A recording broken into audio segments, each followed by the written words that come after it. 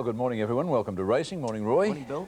Interesting day's racing out there yesterday. It was indeed. The punters finished off in the last couple of races. The bookmakers got a couple of results early, and the bookmakers topped, the punters topped the bookies up in the last two. Yeah, I don't think there'd be much into, although there were four favourites won. There were some good results there amongst the other races for bookmakers. And Terrific, having his first run since the Melbourne Cup, finished third in a 2,400 metre race in Perth, and apparently it was a very good run. He did carry 59.5, and he was beaten by two 3-year-olds, both carrying around about 49, and he's now been promoted to favouritism for the Perth Cup run over there on New Year's Day. Well, I think he's the horse with the best credentials that's ever gone over to run the Perth Cup.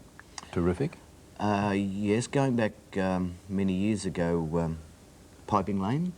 Is it Piping Lane? Yes. He went over there after winning the Melbourne Cup. Yes. And he ran third, I think, when ridden by Ron Hutchinson. Yes, in the true. Cup. But there's not, in this modern day, there's not a lot of horses venturing over there like they used to in the old days. Because the stake monies ain't what it used to be. Well, it was one of the first $100,000 races, exactly of course. Right. And now, at the end of a pretty hard carnival here, the owners and trainers start looking towards the autumn races, the big classics and Tancred Stakes, Tancred Cup in Sydney, and also our Australian Cup here. So, you know, we're finding, well, I suppose it's a bit rare to see a Melbourne Cup winner going to Perth now, isn't it? It is indeed. Anyway, let's go to Caulfield. And the first race in the program was a real shock for punters. There was only a very small field in it, and the two favourites were found missing a long way behind at the finish. La Forza went up to Raw Talent. Raw Talent pinched about a half in front of La Forza. His Elegance into the clear and not doing a great deal at the moment. Then Turf the Benz, but Raw Talent, the one they've got to run down. It skipped away at the 100-metre mark. It's 4 or 5 in front. La Forza won't get it. His Elegance starting to stretch out, but the race is over. Raw Talent first up the Pompey Court type, and it's going to win well. Raw Talent by 2.5 to His Elegance. Turf the Benz third. And 13 to 2 is the price there of Raw Talent. His Elegance second at 2 to 1. And La Forza, the 10 to 9 on favourite, was a shocker after being up sharing the lead to the home turn. It missed the start about half a length, but it quickly made that up. And, yes, just a little bit tardy off the mark, and it immediately went up and took its place with the eventual winner. But, well, very disappointing in the straight. Yes. The winner, as Brian Martin, our caller, mentioned there, by Pompey Court, the sire of the great Courtsa. First start in a race, trained at Caulfield by Brian Ralph, and it was very well educated. Broke from barrier one and handled it like a horse that's been here before, reincarnated or whatever. And there was a little bit of money in the ring for it too. It was Brian purchased the colt in New Zealand, the New Zealand sales last year, or this year actually, and that makes him eligible to run in the $1 million 2-year-old race over there late January, and I believe he's going to go for that race. Right, well, the second race in the program, and a good ride, a little bit lucky, but a very good ride by Gary Willits in this, just the same on Melody Hit. Homeward bound now, a centre man put its head in front. Out in the middle now from Speedy Theme over on the rail. Then further out, Light Show gets into the clear with Tim's Gambler. They're running on. Timpanise and Melody Hit behind them as they get to the 200 now, and Light Show gobbling them up out wide has raced up to Tim's Gambler. Melody Hit is getting a late split. Melody Hit going through with Beau Courier. Get up to Light Show. Then Timpanise. Melody Hit's taken the lead, and Melody Hit will get up and win. Melody Hit a length on the line. Timpanise is second. And came a long way back, Melody Hit. Timpanise, there was a worry a bit whether it would run the distance, but it was running on strongly at the finish, and Light Show was a bit disappointing. Light Show had his chance. Timpanise had a little bit of a checkered run coming up and around the corner and finished out wide. Finished the race off very strong and is racing in good form at present, but as you said, the ferret, Gary Willits on Melody Hit, when they straightened up, he was, even though not conceding the lead as a big start, there was just a great big line of rump stake in front of him. And he didn't know which one to attack. And fortunately for Gary, the runs actually broke right in front of him each time. He didn't have to change course, and he's on a bit of a roll at present, Gary, and he's riding well. Third race in the program, punters were having a pretty dirty day up to this stage, and Summer Fling from the Colin Hayes stable was considered a pretty good thing. Laid over on the fence by Chill Delight Marivaux. Well back return to Brittany on the turn from Starism and Marivaux. Homeward bound now, the leader in the straight, Nam Star, being tackled by Galatina. Summer Fling trying to get out. Now Clark gets out on the favourite, and further out is a filler starting to come home well. Summer Fling grabbed the lead with 150 to go. A filler the challenger on the outside, but Summer Fling is the leader from a filler with about 80 to run. Summer Fling doing well enough now from this filler, and Summer Fling has got the money, about a length and a half of filler. Third, I think... Well, Summer Fling, the winner there, started 5 to 4 on, Gave him a fair start to the home turn, Roy, but finished well. This, she's a promising filly. As we know, she's a half-sister to the great Empire Rose, and she's strung together now 3 wins on end. Michael Clark, a very intelligent ride. He had a bit of rump stake in front of him, turning for home, and 2 or 3 of the jocks directly in front of him. They were making moves, some out, some in.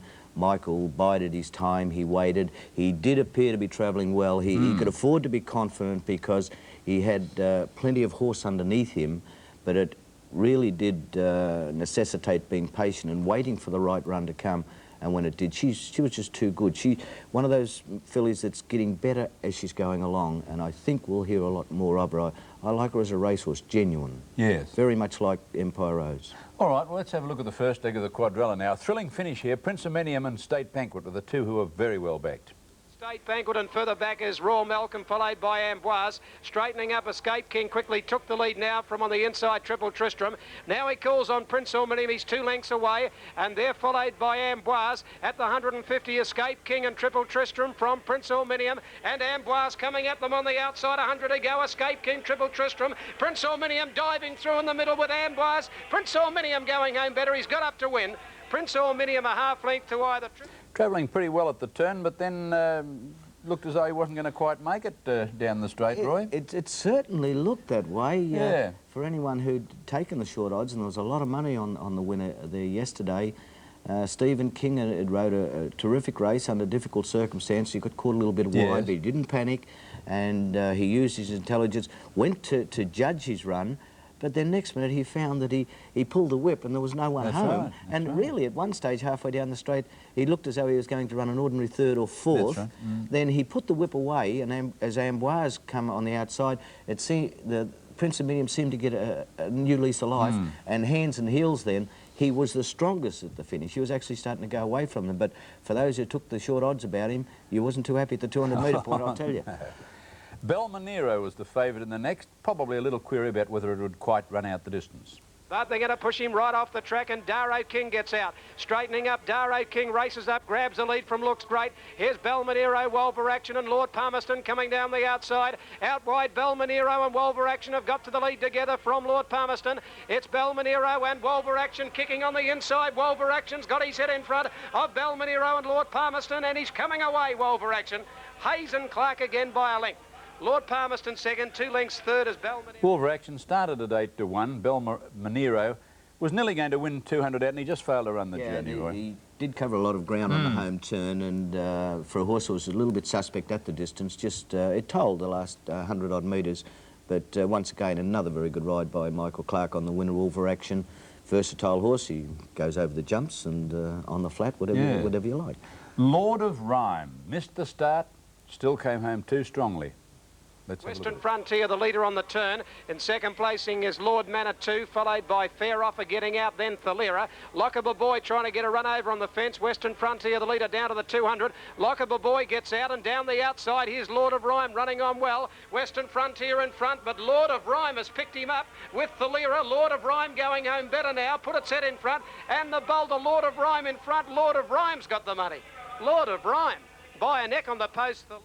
Yeah, Lord of Rhyme, 33 to 1, Brian. The favourites there, Lord Manitou and Certain Strike, 13 to 4, both disappointing, Roy. Lord Manitou, I see where you may have noticed shortly after straightening when he was running second, Darren Gauchi stopped riding him and actually eased him down. He thought something had gone amiss with him, was found to be okay after the race. But, okay, you go to the country to try and pick up a little race. That winner ran second at Stony Creek recently in an Improvers class race, and the second horse ran 4th in an Improvers at a Friday meeting at Wangaratta. Just goes to show you how hard it is to win a race. Be Quiet, sensational winner at the last Caulfield meeting, favourite again at 6 to 4 in this event at Caulfield. Cindy's Delight, Common Miss, and Libya last of all.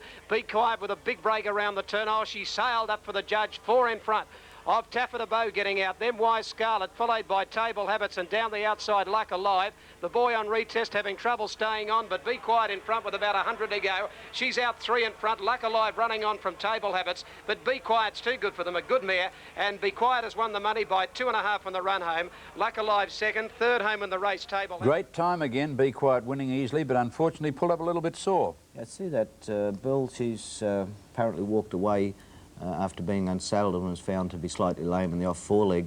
Well, she's won her last 2 starts. Last start at Caulfield, equalling Snippets' track record there. Yesterday, a very impressive winner, and equalling, I think, Laconian's 1,200 metre record.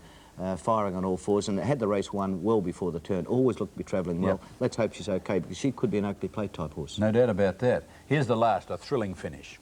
In the middle, Little Taj, and now Thelma Josephine getting into the clear. She's running on around the outside of John's Emma. Then further back, Cara's Magic from behind them. Northern Shine looking for a run and getting it. But Thelma Josephine out wide got to the front. Northern Shine got up on the inside of it. They'll fight it out. It's Thelma Josephine and Northern Shine with 100 to go. Thelma Josephine, the leader. Northern Shine finishing well on the inside. Northern Shine, Thelma Josephine. Oh, I think Thelma Josephine and nose.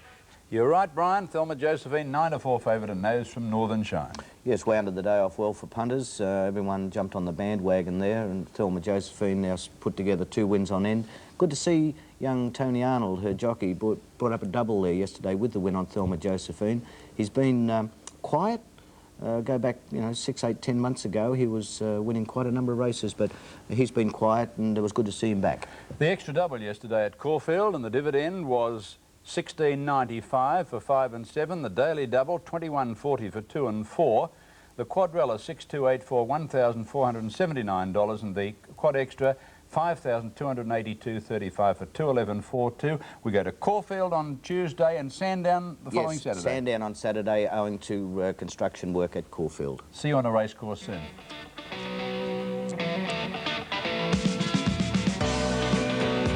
Times the order of the day at Caulfield, where Michael Clark and apprentice Tommy Arnold each rode doubles. 4 favourites saluted to keep many punters on the right track.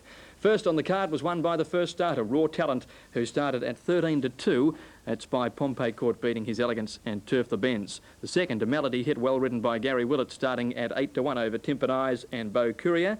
The third went to Summer Fling, Empire Rose's half-sister, who made it 3 straight, scoring at odds on. Race 4, first leg of the quadrella, and Prince Ormenium was 6-4 favourite. Triple Tristram underhands and heels about ahead in front of Escape King. Prince Ormenium of Wazan State back with there's many chances here.